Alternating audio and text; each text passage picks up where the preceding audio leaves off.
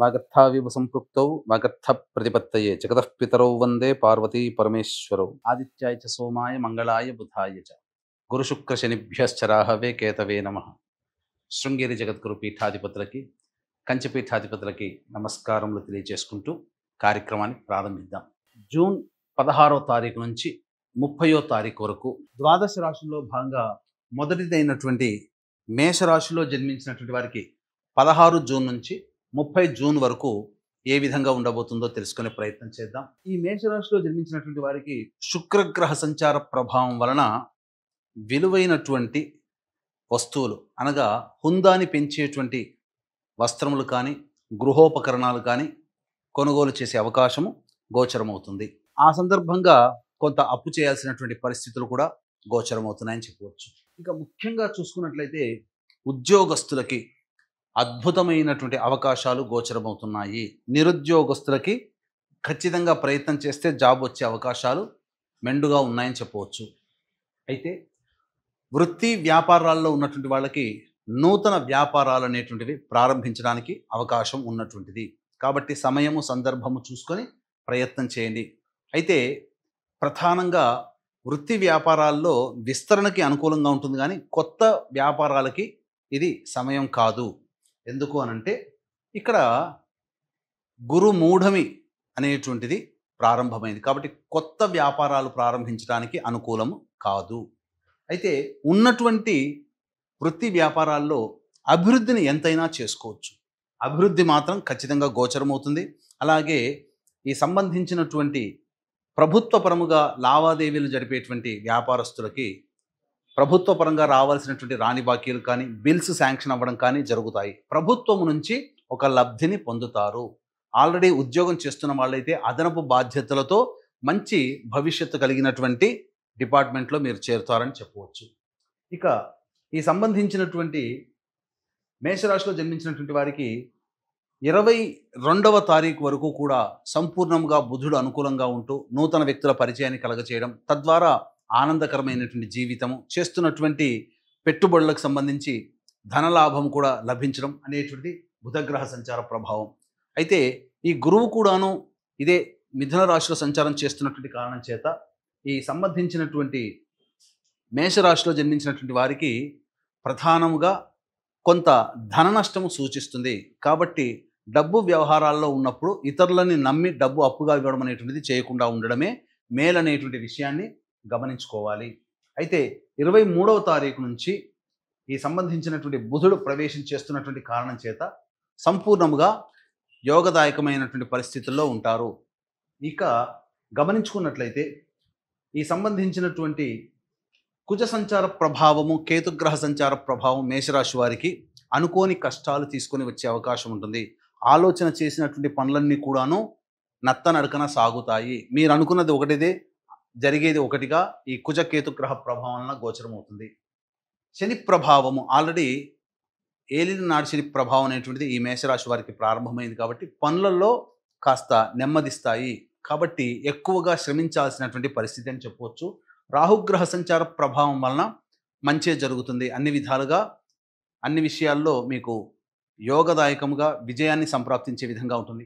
తర్వాత చెప్పొచ్చేది ఏమిటంటే బుధుడు అనుకూలంగా లేడు, గురువు అనుకూలంగా లేడు, శని అనుకూలంగా లేడు, కుజుడు కూడా.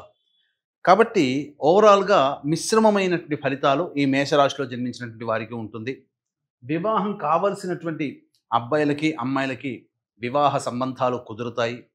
అలాగే సంతానం కోసం ఎదురు చూసేటువంటి వాళ్ళకి చక్కటి శుభవార్త వింటారు. విద్యార్థులైతే కష్టపడితే తప్ప ఫలితాలు పొందలేనటువంటి పరిస్థితి. కాబట్టి జాగ్రత్తలు పాటించండి, దైవానుగ్రహాన్ని పొందే ప్రయత్నం చేయండి. అన్ని విధాలుగా మీకు అనుకూలంగా ఉంటుంది. ఇక గమనించుకున్నట్లయితే ఈ యొక్క మేషరాశిలో జన్మించినటువంటి వారికి ప్రధానంగా దైవ అనుగ్రహం అనేటువంటిది తప్పనిసరి. కాబట్టి ఈ 16 నుంచి 30వ తారీఖు వరకు రోజువారీ కార్యక్రమాల్లో ఏ విధంగా ఉండబోతుందో తెలుసుకునే ప్రయత్నం చేద్దాం. వీక్షించేటువంటి ప్రేక్షకులకి కూడా గమనిక, ఈ యొక్క జూన్ 21వ తారీఖు రోజున ఏకాదశి అశ్విని నక్షత్రంతో కూడుకున్నటువంటి పుణ్యతిథి. ఈ రోజున జాతకరీత్యా కలుగు విద్య, వివాహ, ఉద్యోగ, దాంపత్య, అనారోగ్య సమస్యల నివారణ కోసమై మరియు మేష, మిథున, కర్కాటక, సింహ, కన్య, తుల, వృశ్చిక, ధనస్సు, కుంభ, మీన రాశిలో జన్మించినటువంటి వారికి శని దోష పరిహారార్థమై సర్వదోష నివారణ పూజలు, హోమాలు జరిపించి శక్తిపాతము చేయబడినటువంటి శంకరుంగలి మాలని మీకు ఇవ్వడం జరుగుతుంది. ఈ మాలని ధరించడం ద్వారా పాజిటివ్ ఎనర్జీ వస్తుంది, ప్రశాంతత కలుగుతుంది, సమస్యలు తీరుతాయి. ఇక రోజువారీ కార్యక్రమంలో భాగంగా 16వ తారీఖు రోజున చేస్తున్నటువంటి 16, 17, 18 ఈ 3 రోజుల్లో చేస్తున్నటువంటి కార్యక్రమాల వలన మీకు అభివృద్ధి కలుగుతుంది, ధనప్రాప్తి గోచరం అవుతుంది, అలాగే రాని బాకీలు వసూలవుతాయి. అన్ని వృత్తి, ఉద్యోగ, వ్యాపారాల్లో ఉన్నటువంటి వాళ్ళకి శుభ సూచకంగా చెప్పబడి ఉంది. ఇక 19, 20వ తారీఖులో కనుక చూసుకున్నట్లయితే అనుకోని ప్రయాణాలు గోచరమవుతున్నాయి. అలాగే నిద్రాభంగము అనగా సరిగ్గా నిద్ర పట్టకపోవడము, అలాగే ప్రతి పని యందు కూడాను ఆటంకాలు ఏర్పడుతుండడం గోచరమవుతుంది. ప్రశాంతత లేని జీవితాన్ని ఈ 19, 20 తారీఖులో పొందుతారు. 21, 22వ తారీఖులో కనుక చూసుకున్నట్లయితే పెండింగ్లో ఉన్నటువంటి పనులన్నీ కూడాను పూర్తి చేసుకుంటారు. విందులు, వినోదాల్లో మీరు పాల్గొంటారు.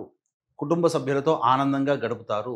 ఒక బాధ్యతని కంప్లీట్ చేసుకున్నామనేటువంటి ఒక భావనతో ఈ 21, 22వ తారీఖుల్లో ఆనందంగా గడుపుతారని చెప్పవచ్చు. 23, 24 తేదీల్లో చూసుకున్నట్లయితే కుటుంబపరమైనటువంటి వివాదాలు ఏర్పడతాయి. మనస్సు చంచలంగా ఉంటుంది. ఏ పని యందు శ్రద్ధ ఉండదు. ప్రధానంగా ధనపరమైనటువంటి నష్టాలు సూచిస్తున్నాయి కాబట్టి జాగ్రత్తలు పాటించండి. 25, 26 తారీఖుల్లో మిత్రులు, సోదరుల యొక్క సహాయ సహకారాలతో మీ సమస్యలన్నీ పరిష్కరించుకుంటారు. రాని బాకీలు వసూలవుతాయి. ప్రధానంగా ఆనందంగా జీవిస్తారు. ధనపరమైనటువంటి సమస్యలు తీరుతాయి.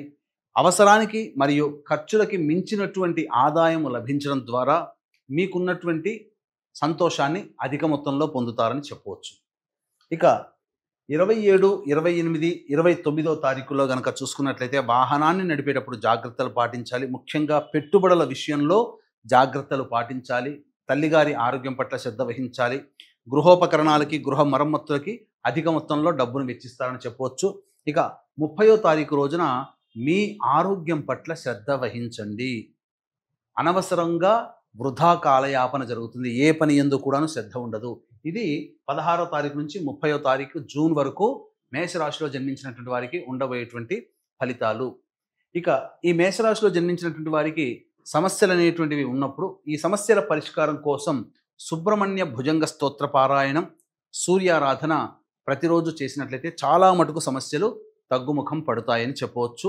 గమనించుకున్నట్లయితే ఇప్పుడు చెప్పబడినటువంటి సమస్యల కంటే ఇంకా ఎక్కువ సమస్యలతో మీరు బాధపడుతున్నట్లయితే దగ్గరలోని మంచి ఉపాసనా పరులైనటువంటి జ్యోతిష్యులను సంప్రదించి వారి సలహాలు, సూచనలు కనుక పాటించినట్లయితే మరింత మెరుగైనటువంటి జీవితాన్ని పొందుతారని తెలియజేస్తూ సర్వం శ్రీ ఉమామహేశ్వర పరబ్రహ్మార్పణమస్తు.